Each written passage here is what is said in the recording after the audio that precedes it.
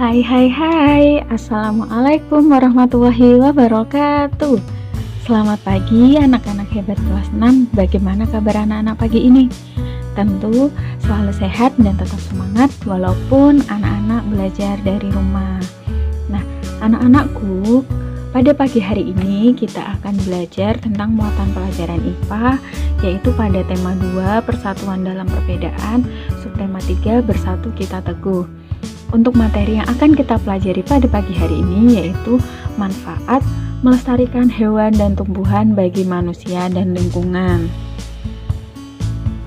Kita mulai untuk tujuan pembelajaran kita pagi ini. Yang pertama, setelah membaca teks, siswa dapat menyebutkan manfaat hewan dan tumbuhan bagi manusia dan lingkungan dengan tepat.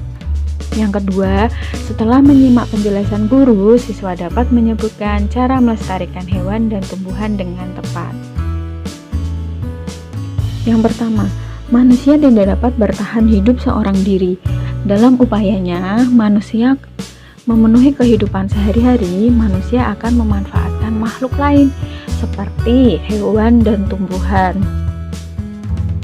Manfaat hewan bagi manusia yang pertama yaitu sebagai penghasil bahan pangan, yang kedua sebagai penghasil bahan sandang, yang ketiga sebagai bahan untuk obat-obatan, yang keempat untuk diambil tenaganya, yang kelima digunakan sebagai bahan kerajinan.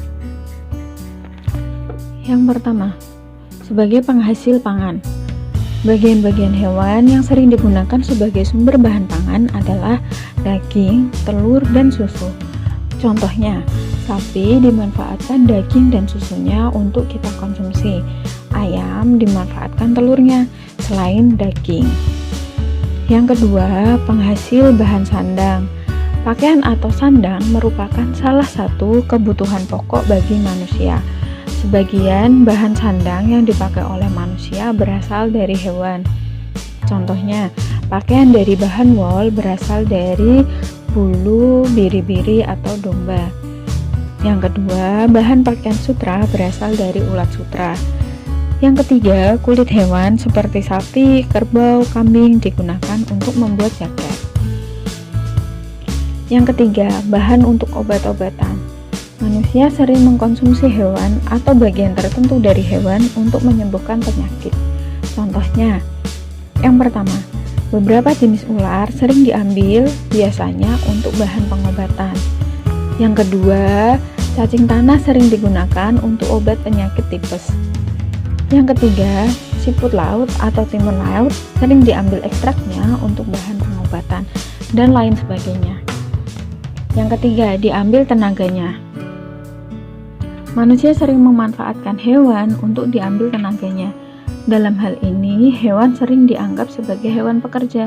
Contohnya, di pedesaan, sapi, kerbau, kuda sering dimanfaatkan sebagai penarik gerobak. Yang kedua, kuda sering digunakan untuk menarik andong. Yang ketiga, sapi dan kerbau digunakan untuk membajak sawah. Yang kelima, sebagai bahan kerajinan. Dalam bidang estetika, hewan juga sering digunakan untuk bahan kerajinan. Beberapa bagian tubuh hewan digunakan untuk bahan kerajinan dan diperjualbelikan. Contohnya, wayang kulit dibuat dari kulit hewan seperti sapi dan kerbau. Yang kedua, tanduk hewan sebagai hiasan dinding.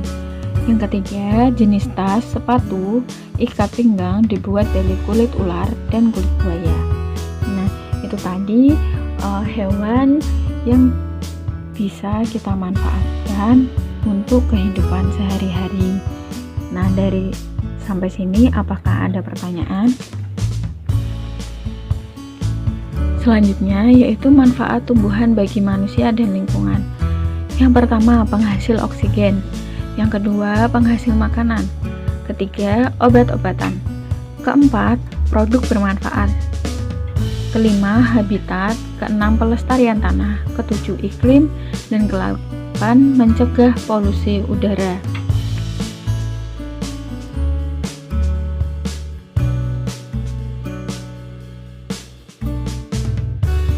Yang pertama yaitu penghasil oksigen.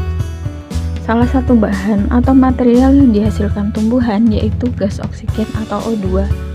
Gas oksigen ini merupakan bagian penting dari udara. Baik tumbuhan, hewan, dan manusia membutuhkan oksigen agar tetap hidup. Yang kedua, penghasil makanan. Bagian tumbuhan yang dapat dimanfaatkan untuk bahan makanan antara lain batang, daun, bunga, buah, dan biji. Nah, di sini ada beberapa contoh bagian tumbuhan yang bisa kita manfaatkan untuk makanan. Ada buah, di sini ada berbagai macam buah, ada sayur-sayuran, dan juga ada bunga sebagai hiasan. Yang ketiga, obat-obatan. Banyak obat, baik secara langsung maupun tidak langsung, berasal dari tanaman. Tumbuhan yang dimanfaatkan untuk bahan obat-obatan antara lain daun sirih untuk obat gatal-gatal, akar alang-alang untuk mengobati panas dalam. Yang ketiga, daun kumis kucing untuk mengobati batu ginjal. Untuk yang lainnya, anak-anak bisa mencarinya pada buku atau referensi lain. Yang keempat, menyediakan produk bermanfaat bagi manusia. Yang pertama, penghasil minyak atsiri. Minyak atsiri dimanfaatkan untuk industri parfum, kosmetik, makanan, dan minuman. Yang kedua, bahan baku industri. Getah karet untuk membuat ban, kelapa sawit untuk membuat minyak goreng. Yang ketiga, bahan pewarna alami. Kunyit sebagai pewarna kuning, suji, dan pandan sebagai pewarna hijau. Atau ada lagi, anak-anak bisa menuliskannya pada kolom komentar. Yang kelima, habitat. Tumbuhan sangat penting dalam menyediakan habitat bagi sejumlah besar spesies yang berbeda. Tumbuhan menyediakan tempat berlindung dan keamanan bagi hewan. Tumbuhan juga menyediakan tempat bagi hewan untuk mencari makanan lain. Satwa liar asli bergantung pada spesies tumbuhan seperti pohon. Tanpa tumbuhan, hewan-hewan itu belum tentu dapat mempertahankan diri. Oleh sebab itu, tumbuhan sangat bermanfaat bagi manusia maupun hewan. Selanjutnya, pelestarian tanah. Tumbuhan sangat penting untuk menjaga kondisi tanah yang baik. Akar tanaman membantu menyatukan tanah, mengurangi erosi, dan membantu melestarikan tanah. Tumbuhan juga membantu menyuburkan tanah. Yang ketujuh, iklim. Tanaman sangat berpengaruh pada perubahan iklim. Dalam skala kecil, tanaman memberikan naungan, membantu memanaskan suhu, dan melindungi hewan dari angin. Dalam skala besar, seperti hutan hujan tropis, tanaman benar-benar mengubah pola curah hujan di wilayah luas permukaan bumi. Apabila banyak tanaman, maka banyak pula oksigen yang dapat dihasilkan. Mencegah polusi udara. Adanya ruang hijau mampu mengurangi polusi udara.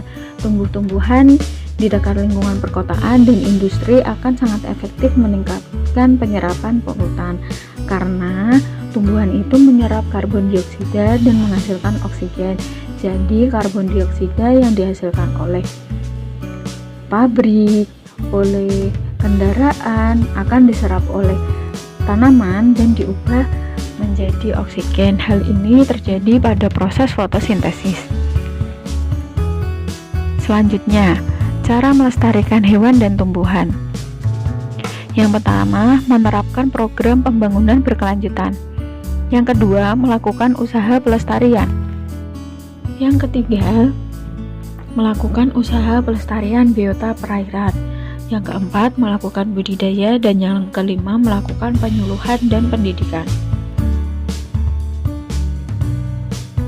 Menerapkan program pembangunan berkelanjutan dapat dilakukan dengan cara yang pertama, tidak ada pemborosan penggunaan sumber daya alam. Yang kedua, tidak ada polusi dan dampak lingkungan lainnya.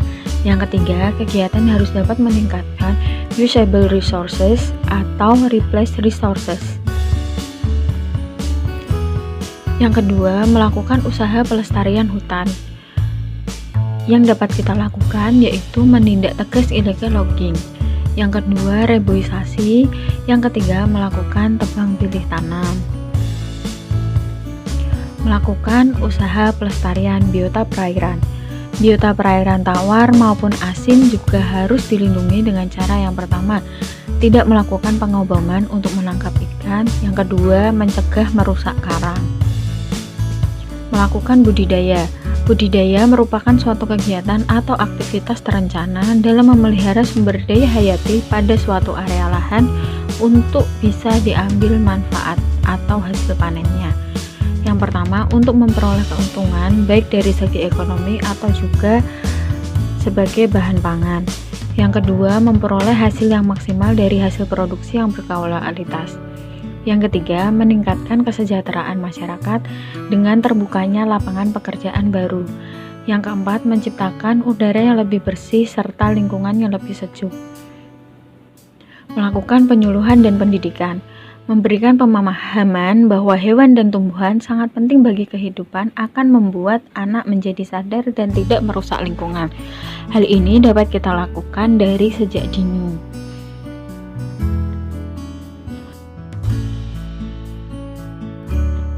Manfaat melestarikan hewan dan tumbuhan: yang pertama, menjaga keseimbangan ekosistem.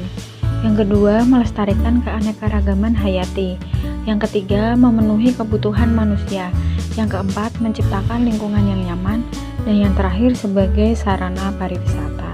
Nah, itu tadi manfaat melestarikan hewan dan tumbuhan dan manfaat hewan dan tumbuhan bagi manusia dan lingkungan. Terima kasih. Apabila anak-anak ada pertanyaan dan kurang memahami materi, bisa ditanyakan pada Bu Ayu atau guru kelas masing-masing melalui komentar ataupun WA secara pribadi. Terima kasih. Wassalamualaikum warahmatullahi wabarakatuh. Sampai jumpa di video pembelajaran selanjutnya.